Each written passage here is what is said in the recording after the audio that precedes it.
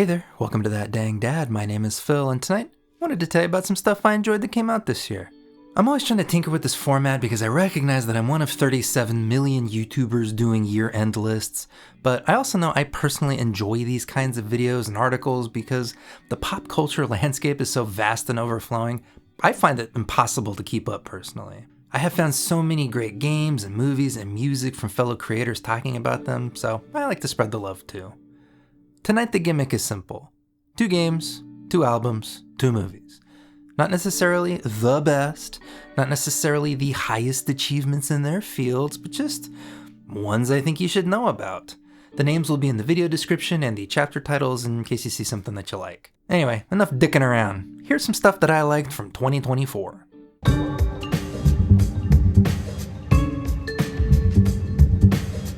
I played a lot of great games this year in a wide variety of genres, from little indies to big releases.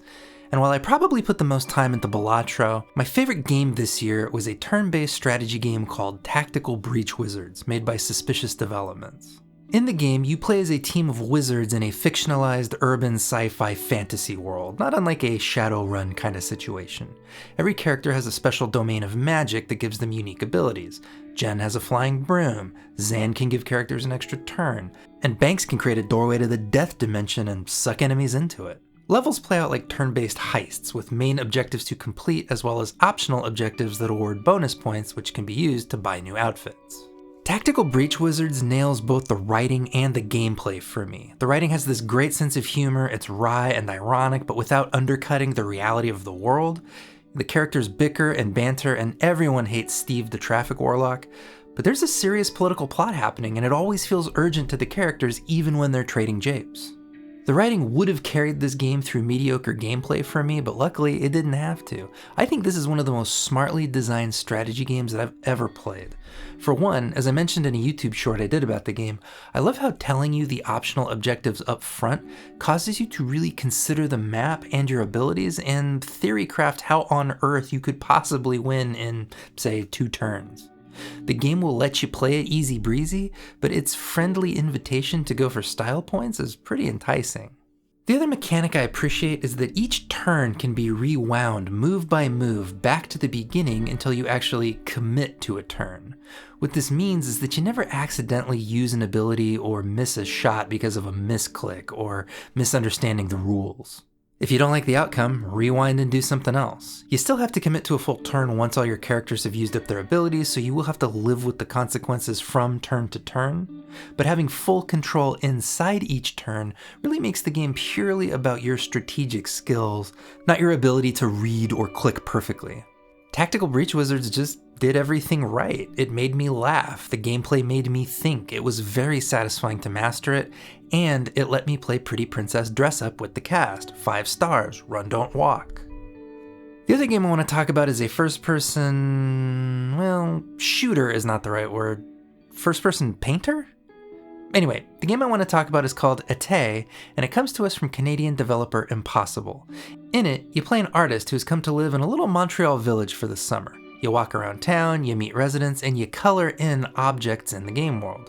As you do so, these people and objects enter a kind of inspiration dictionary that you use for the meat of the game, creating paintings. Every object you color in the world can be used like a stamp on a canvas interface. You can grow, shrink, rotate, flip, and recolor the stamps to create paintings. These paintings can be sold at a coffee shop, given to townspeople to solve their quests, or displayed in your apartment. Later, you'll even get the ability to graffiti your paintings on walls in the game. Me and my 5-year-old put about 25 hours into this over the summer. Loading it up and painting weird paintings was her favorite pre-bedtime activity for months, which is great because it falls squarely in the chill-out, cozy game genre. There's a very basic storyline that revolves around restoring an old transit station into an art gallery, but really it's just fun to make paintings for people, especially because the designs that you make for people's shirts, and flags, and even tattoos show up in the game world. I'll say this though, for a game that is quintessentially cozy, it is not apolitical. There's an anarchist commune in the game, there are frank discussions about class between characters, there's even direct engagement with Canada's history of anti-Indigenous violence. Ate is proof that a game can be joyful and relaxing and kind and still stand for something important. But hey, if you want the opposite of cozy, try Children of the Sun instead.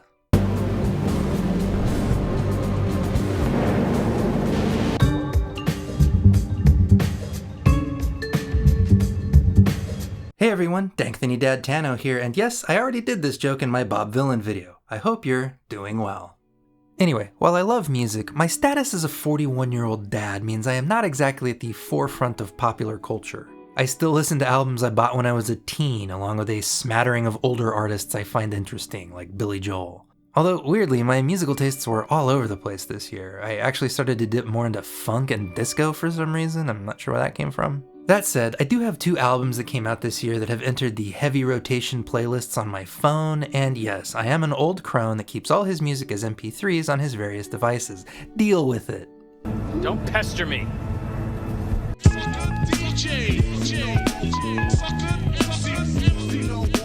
One genre I've been dipping my toesies back into has been hardcore. There's a certain vibe I'm looking for, and no one did it better in 2024 than Kentucky's own Knocked Loose. I've been a huge fan of these beautiful boys ever since Laugh Tracks, but I think they really knocked it loose from the park with You Won't Go Before You're Supposed To. One thing I appreciate about this band and this album is that I can hear the vocals really pierce through the mix. I love Brian Garris's raspy hardcore screaming because it's chaotic, but it's clear.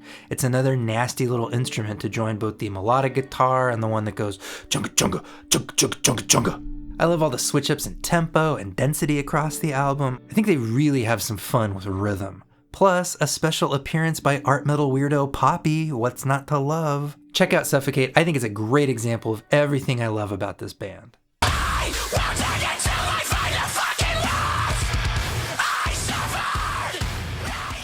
Also, just as a little aside, I love the story behind the name of the album.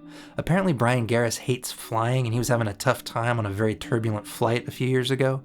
The woman sitting next to him saw him in distress and she put a kind hand on his and she leaned over and said, "Don't worry, you won't go before you're supposed to."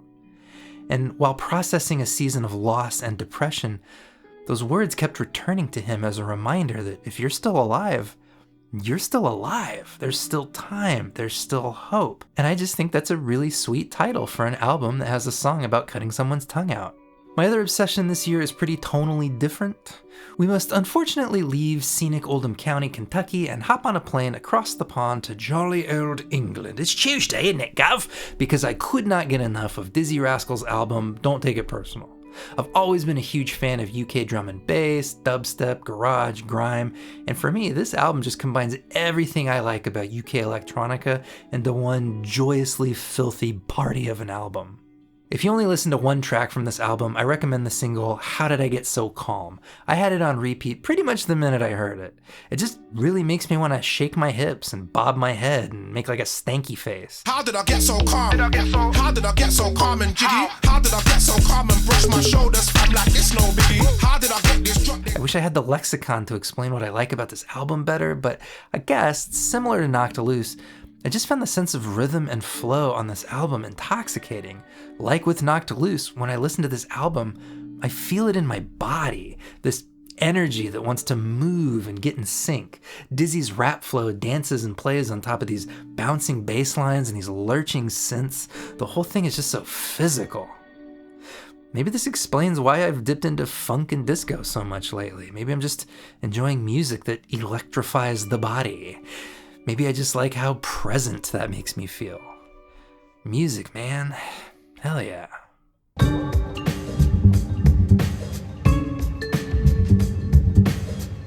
I saw a ton of great movies this year, some truly unforgettable stuff.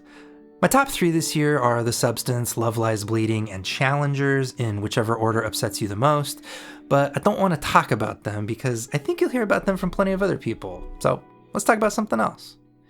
If you liked Love Lies Bleeding, a sleazy lesbian crime thriller, might I recommend to you Drive Away Dolls, a sleazy lesbian crime comedy directed by the GOAT, Ethan Coen.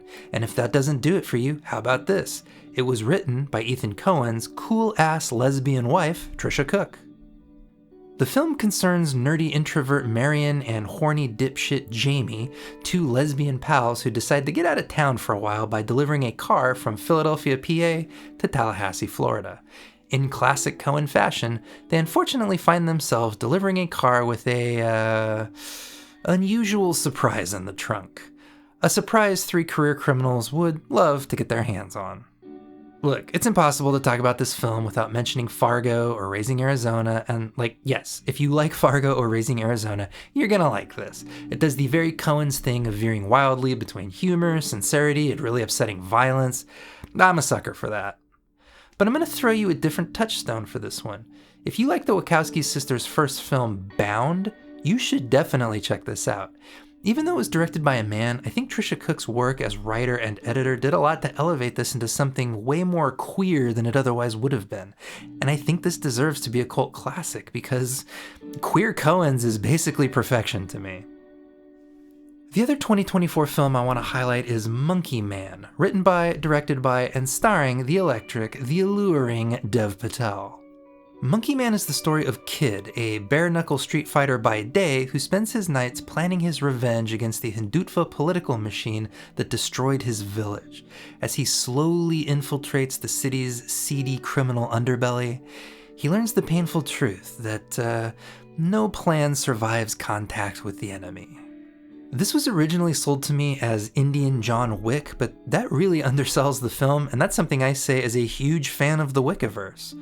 While Monkey Man does have great kinetic action and interesting fight choreography, the film is much, much more about Kid's emotional state and the relationships he has with the world around him. Monkey Man is a film about the people of India, those who have been forgotten, abused, stepped on, and exploited. It is a deeply political film. It is very concerned with the allocation of power and the application of necropolitics. If John Wick gave us a very simple revenge story, Monkey Man gives us a very complex, historically fraught revenge story. If the premise hasn't won you over already, and if the promise of visceral, bone-crunching fight choreography hasn't sealed the deal, I have 3 words for you that might do the trick. For some people, knowing this 3-word phrase appears in the film at all will constitute a spoiler. If that's you, get ready to skip ahead. If it's not, here's my final pitch to you. Trans Elder Commandos. I trust you'll do the right thing with that information.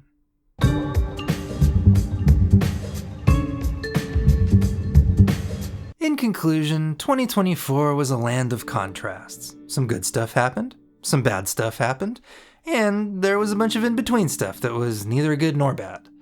I hope more good things than bad happen to you this year, but if not, then surely next year is your year, baby. Either way, if you get the chance, do something nice for yourself. You work hard, you're out there grinding it out. Give yourself a little treat when you can. Could be a refreshing LaCroix sparkling water, a fresh maple bar from a local donut shop, or the latest video from my new favorite YouTuber, Camille. Whatever it is, you're worth it.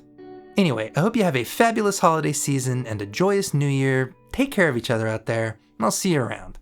Have a good night.